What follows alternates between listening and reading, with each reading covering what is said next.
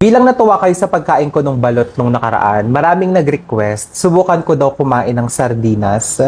Dahil nga, hindi ko pa talaga to nasusubukan. So, maghahanda muna ako ng tissue kasi hindi ko alam kung anong mararamdaman ko pag kinain ko to. Baka katihin ako or alam mo yun, baka may allergy. So, paano ba to buksan?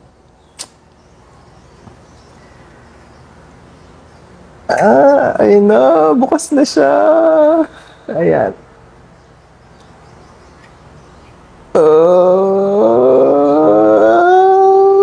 Okay, sige.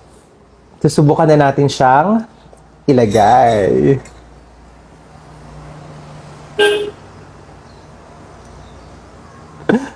Oh,